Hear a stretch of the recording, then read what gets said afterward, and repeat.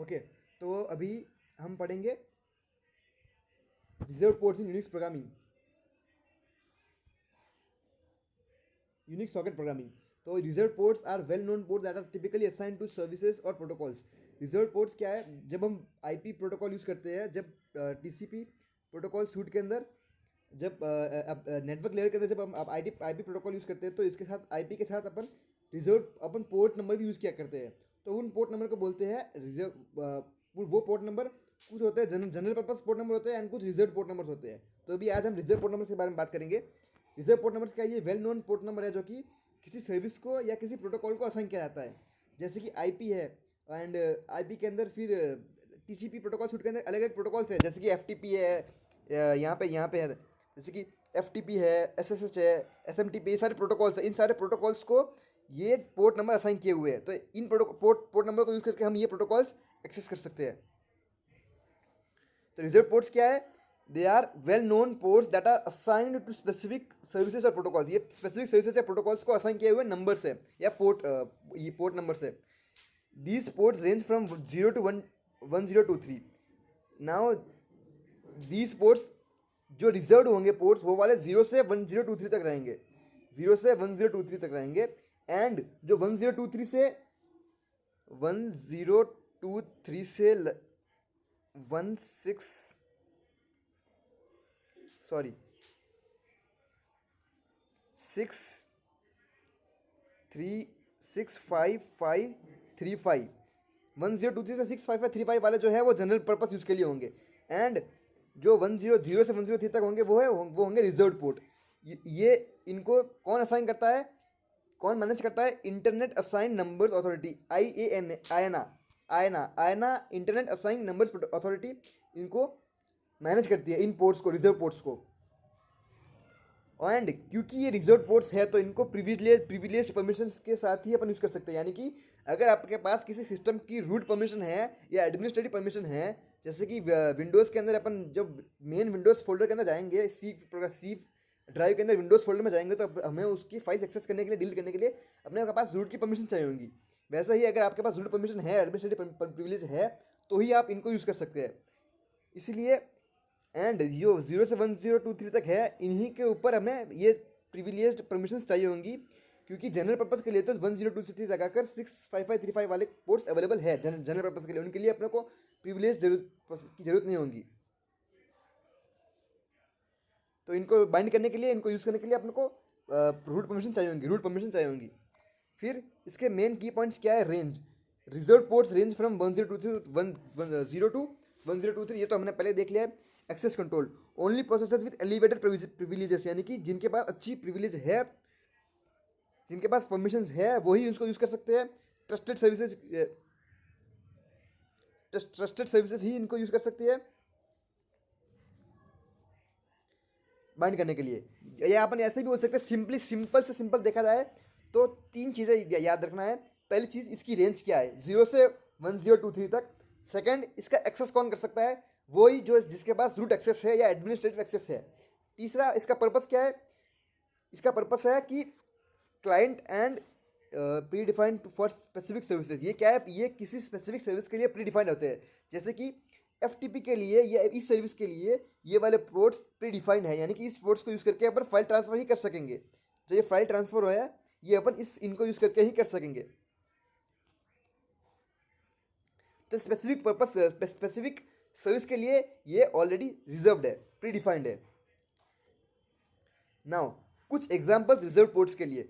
20 से 21 जो है वो फाइल ट्रांसफर प्रोटोकॉल यूज़ करेगा, एंड ये ट्रांसफरिंग फाइल्स बिटवीन सिस्टम्स के लिए। फिर 22 होगा जो SSH यूज़ करेगा, सिक्योर शेल यूज़ करेगा। ये secure remote login and command execution के लिए काम आता है। फिर SMTP जो कि मेल सेंड के लिए काम आता है, उसके लिए 25 है। 53 है DNS के लिए, डोमेन नेम सिस्टम के लिए। And resolve domain name system क्या करेगा? जो अपना नॉर्मल डोमेन नेम होगा उसको आईपी एड्रेस में कन्वर्ट करेगा। तो ये वही है, डोमेन नेम को रिजॉल्व करना आईपी एड्रेस में। तो इसके लिए कौन सा है? 53। एंड मेन ये 80, ये इंपॉर्टेंट है, STTP, जिसको अपन डेली पर्पस, ये दोनों भी अपन डेली पर्पस में यूज़ करते हैं। सॉरी, ये 443 क्या है, HTTP के लिए use for web serving web pages over the internet. Web pages जब जो भी आप ब्राउजर में कुछ भी लिखते हो, आप ब्राउजर पे कोई वेब पेज एक्सेस करते हो आप ब्राउजर पे, तो आप क्या करते हो, आप वेबसाइट का नाम लिखते हो, वेबसाइट क्या करेगी, वो जाएंगी सर्वर के पास, सर्वर से आपको पेज निकाल के वापस आपको ला के देंगी। तो ये काम कैसे हो रहा है, ये काम HTTP की वजह से हो रहा है। पहले HTTP यूज़ होता था, फिर ये अनसिक्योर हो गया, अनरिलायबल हो गया, तो फिर हमने HTTPS, यानी कि हमने नहीं, वो कुछ लोगों ने, बड़े विद्वान लोगों ने HTTPS का इजाद किया। ये क्या है, ये है सिक्योर। जो HTTPS का एस का मतलब ये सिक्योर, तो ये सिक्योर वाला है, अभी यही यूज़ होता है। कभी भी आप किसी भी वेबसाइट पर HTTP देखे तो आप तुरंत सावचेत हो जाएगा कि ये वेबसाइट सिक्योर नहीं है। Secure HTTP communication using SSL। अब ये सिक्योर का मतलब खाली खाली ऐसे ही ऐड नहीं किया है, इसके अंदर SSL एंड TLS दो सिक्योरिटी मेजर्स ऐड किए गए हैं। फिर 110 पोस्ट ऑफिस प्रोटोकॉल है, POP प्लास्टर ऑफ पेरिस बोलते हैं कुछ लोग, लेकिन ये वो नहीं है, ये पोस्ट ऑफिस प्रोटोकॉल है। ये ईमेल को रिट्राइव करने के लिए यूज़ किया जाता है मेल सर्वर से, जो मेल सर्वर के अंदर ईमेल पड़े हैं उनको वहाँ से निकालने के लिए POP यूज़ किया जाता है।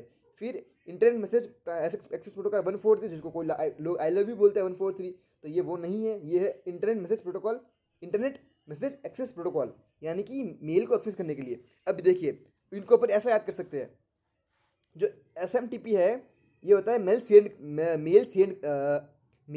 सेंड करने के लिए, और जो POP है वो होता है मेल सेंड करेंगे तो मेल कहाँ जाएगा, मेल जाके एक जगह स्टोर हो जाएगा सर्वर पे, फिर उस सर्वर से एक्सेस करने के लिए उस मेल को अपन यूज़ करेंगे इंटरनेट मैसेज एक्सेस प्रोटोकॉल, यानी कि ये वाला IMAP। फिर एक्सेस करने के बाद उसको रिट्राइव करने के लिए हम यूज़ करेंगे POP, post office protocol version 3।